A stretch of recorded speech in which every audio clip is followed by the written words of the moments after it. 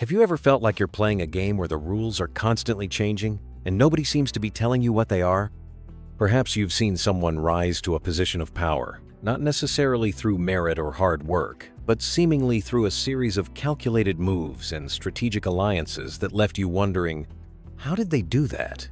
Or maybe you've been in a situation where you felt compelled to compromise your values, to bend the truth, or to navigate a morally gray area just to survive or succeed. If any of this resonates with you, then you've already encountered the world that Niccolo Machiavelli explored centuries ago. We often hear the name Machiavelli associated with manipulation, cunning, and a ruthless pursuit of power. It's become synonymous with political intrigue and a win-at-all-costs mentality. But is that a fair representation of his ideas? Was he truly advocating for amorality? Or was he simply observing and dissecting the realities of power, stripped bare of idealistic illusions? This isn't just about dusty history or abstract political theory. It's about understanding the dynamics that shape our world, from the boardroom to the ballot box, from our personal relationships to global politics. It's about recognizing the subtle, and not so subtle, ways that power operates, and learning how to navigate those complexities with greater awareness and intention. Think about the last time you witnessed a power struggle, whether it was at work, in your community, or even within your own family. What strategies were employed? Who seemed to be in control, and how did they maintain their position? What were the consequences of their actions, both intended and unintended? These are the kinds of questions that Machiavelli grappled with, and his insights, though controversial, remain remarkably relevant today. We live in a world saturated with information, yet often lacking in genuine understanding. We're bombarded with narratives designed to influence our opinions and shape our behavior, and it can be challenging to discern the truth from the spin. Machiavelli offers a framework for critical thinking, a way to cut through the noise and see the world with a clearer, more discerning eye. This journey isn't about endorsing Machiavellian tactics or advocating for ruthless ambition.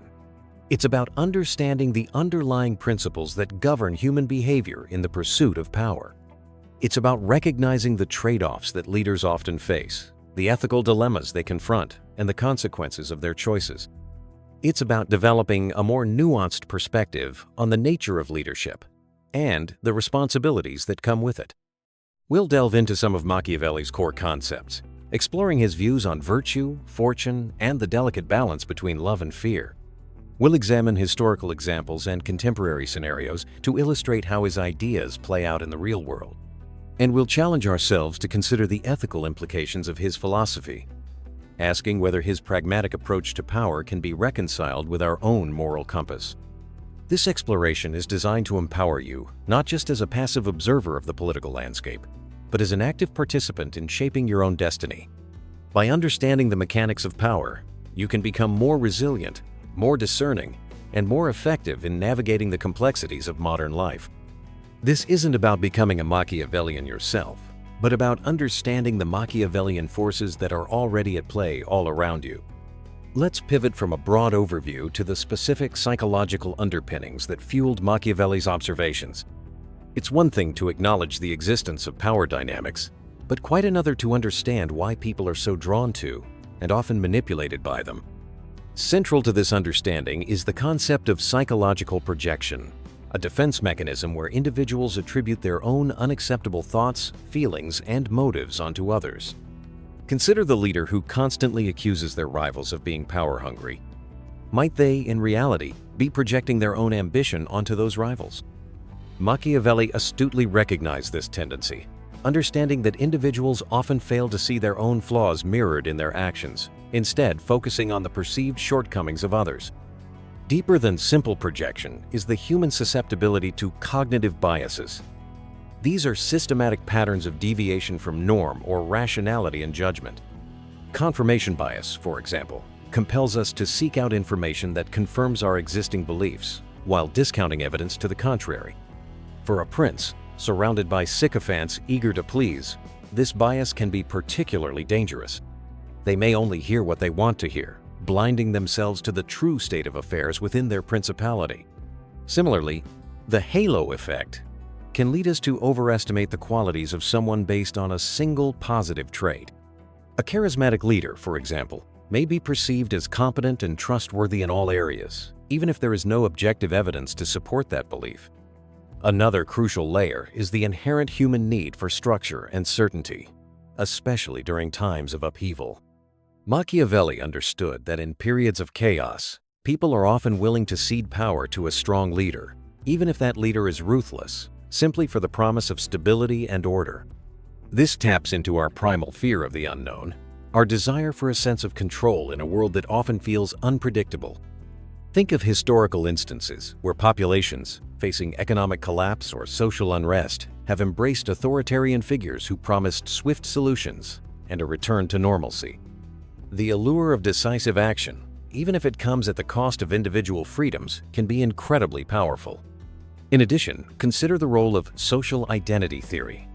People derive a sense of self-worth and belonging from the groups they identify with. A skilled leader can exploit this tendency by fostering a strong sense of in-group loyalty, while simultaneously demonizing out-groups. This creates a powerful us versus them dynamic, which can be used to justify even the most extreme actions.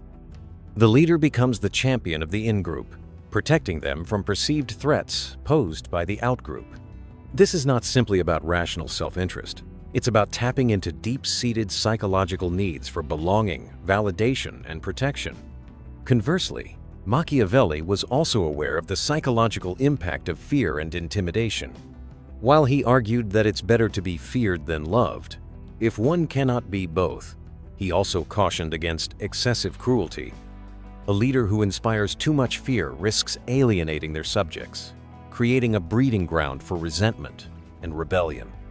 The key, according to Machiavelli, is to strike a balance, to cultivate a level of fear that ensures obedience without provoking hatred.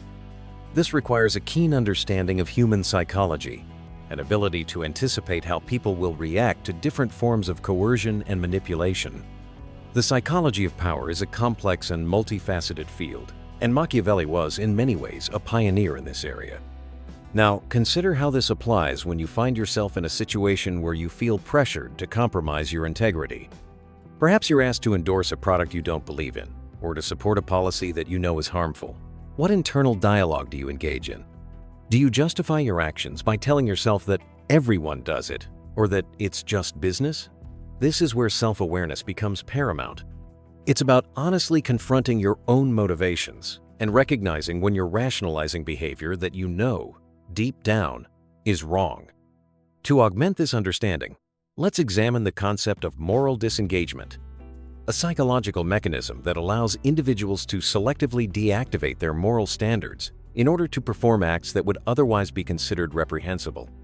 This can manifest in various ways, such as blaming the victim, they deserved it, minimizing the consequences of one's actions, it's not that big of a deal, or dehumanizing the target, they're not like us.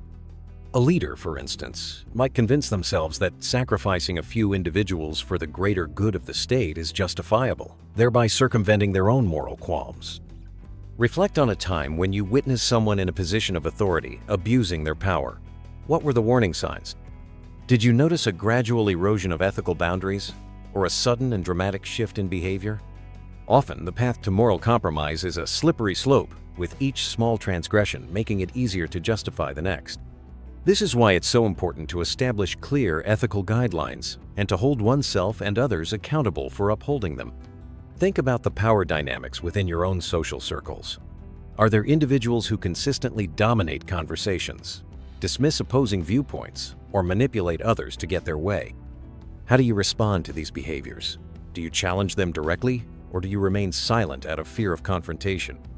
Recognizing these patterns is the first step towards creating a more equitable and respectful environment. Bearing in mind, leaders are not the only ones susceptible to the allure of power. Each of us, in our own way, wields influence over others, whether it's within our families, our workplaces, or our communities. How do you use your influence? Do you strive to empower others, or do you seek to control them? Are you mindful of the impact your words and actions have on those around you? Self-reflection isn't a one-time event. It's an ongoing process of examining our values, our motivations, and our behavior. Furthermore, it's essential to consider the role of empathy, in mitigating the potential for abuse of power. Empathy is the ability to understand and share the feelings of another. A leader who lacks empathy is more likely to treat their subjects as mere objects, devoid of intrinsic worth. Conversely, a leader who is genuinely empathetic is more likely to make decisions that benefit the well-being of all.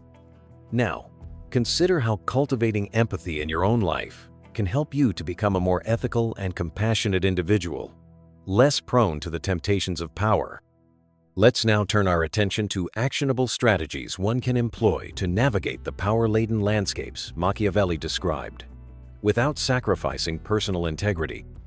A cornerstone is cultivating a robust network of diverse perspectives. Rather than surrounding yourself with yes men, actively seek out individuals who will challenge your assumptions and provide honest feedback, even when it's uncomfortable. This counteracts the echo chamber effect, guarding against groupthink and fostering more informed decision-making. Consider for a moment the power of a devil's advocate, someone explicitly tasked with questioning the prevailing consensus. In addition to dissenting voices, mastering the art of strategic communication becomes crucial. This doesn't imply deception, but rather the ability to articulate your ideas persuasively, while also actively listening to and understanding the perspectives of others. Hone your skills in negotiation, conflict resolution, and public speaking. Become adept at framing your arguments in a way that resonates with your audience, appealing to their values and interests. Imagine presenting a proposal to a skeptical board of directors. Crafting a narrative that anticipates their concerns and addresses them proactively can significantly increase your chances of success. Building on this, it is prudent to develop a strong sense of personal ethics and clearly define your boundaries. What principles are you unwilling to compromise, regardless of the potential consequences?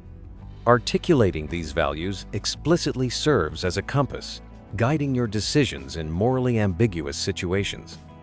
Think of it as creating your own personal code of honor, a set of unwavering principles that you adhere to, even when faced with intense pressure.